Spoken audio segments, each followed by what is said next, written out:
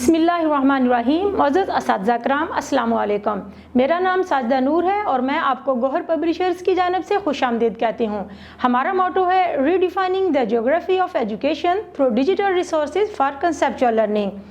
آج کی اس ویڈیو میں ہم گوہر ندائے اردو جماعت پنجم کا پہلا سبق ہم پڑھیں گے۔ تو صفحہ نمبر 8 پر سبق نمبر 1 حمد۔ سب سے پہلے ہم حاصلات تعلم پڑھیں گے۔ اس سبق کو پڑھنے کے بعد طلباء اس قابل ہو جائیں گے کہ حافظے میں موجود نظم اور اشعار لے اور آہنگ سے سنا سکیں۔ اس کے لیے ضروری نہیں ہے کہ بچوں کو پہلے سے کوئی نظم یا کوئی اشعار آتے ہوں، آپ یہی ان کے نصاب میں موجود نظم کو انہیں اچھی طرح سے یاد کروا سکتی ہیں۔ متن کی تفہیم کے لیے اسے درست تلفظ اور ادائی سے پڑھ سکیں، اور یہ اسی وقت ہی ممکن ہے جب آپ خود درست تلفظ اور بہترین ادائی کے ساتھ بچوں کو پڑھنا سکھائیں گے۔ اس کے لیے ضروری ہے کہ آپ پہلے یہ نظم خود ایک مرتبہ اچھی ادائیگی کے ساتھ پڑھیں، اس کے بعد پھر باری باری تمام بچوں سے اس کی ریڈنگ کروائیں، شعر پڑھ کر اس کا مفہوم لکھ سکیں۔ بچے شعر کا مفہوم تبھی لکھ سکیں گے جب آپ ان کو دیے گئے تمام اشعار کا مفہوم بہت اچھے انداز میں سمجھا دیں گے۔ کسی عنوان پر 10 سے 15 جملوں پر مشتمل کہانی یا مضمون تحریر کر سکیں۔ اس کے لیے ضروری ہے کہ کوئی بھی ٹاپک جس پر آپ بچوں سے مضمون لکھوانا چاہتے ہیں اس کو اچھی طرح سے کلاس میں ڈسکس کر لیا جائے اور اس کے بعد پھر بچوں کو مضمون لکھنے کے لیے دیا جائے۔ جملوں کو زمانہ ماضی، حال اور مستقبل کے لحاظ سے تبدیل کر سکیں۔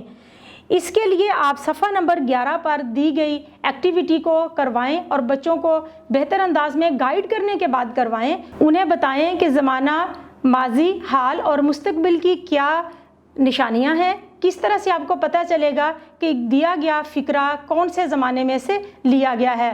انہیں بتائیں کہ زمانہ ماضی ہمارے گزرے ہوئے زمانے کو کہتے ہیں اور ماضی کے فقرات میں آخر میں تھا، تھی، تھے جیسے الفاظ آتے ہیں۔ لغت میں الف بائی ترتیب سے الفاظ کے معنی تلاش کریں۔ یہ ایکٹیویٹی کروانے کے بعد بچے اس قابل ہو جائیں گے کہ وہ ڈکشنری کا یعنی لغت کا بہتر استعمال کر سکیں۔ اس کے لیے آپ اپنے صفحہ نمبر 12 پر دی گئی ایکٹیویٹی کو ضرور کروائیں۔ کہانیوں اور لفظوں میں دیے گئے فطری مناظر، کیفیات اور حالات پر اپنے جذبات اور احساسات کا اظہار کریں۔ جب آپ خود بچوں کے سامنے کسی منظر، کسی کیفیت یا کسی صورتحال پر اپنے خیالات کا اظہار کریں گے تو بچے بھی اپنے خیالات کا اظہار کرنا سیکھیں گے۔ اپنے اسکول یا محلے کی لائبریری سے اپنی دلچسپی کی کتابیں لے کر پڑھ سکیں۔ معزز اساتذہ کرام، یہ سب سے اہم پوائنٹ ہے۔ آج کے اس میڈیا کے دور میں بچوں کو موبائل اور نیٹ ورک سے دور رکھنے کے لیے، اس کے مثبت استعمال کے لیے بچوں کو ان کے مطالعہ کی طرف عادت کی حوصلہ افزائی کرنی ہے۔ انہیں بتائیں کہ ان کے لیے بکس کا پڑھنا کتنا ضروری ہے اور ان کی حوصلہ افزائی کریں کہ وہ اپنے لائبریری میں سے، اسکول لائبریری میں سے یا پھر محلے کی لائبریری میں سے بکس لے کے پڑھیں۔ ڈیئر ٹیچرز، امید ہے آپ کو آج کی ویڈیو اچھی طرح سے سمجھ آ گئی ہوگی۔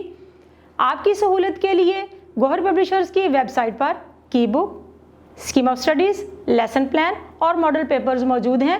آپ ان کو استعمال کر کے اپنے طریقہ تدریس کو مزید بہتر بنا سکتے ہیں۔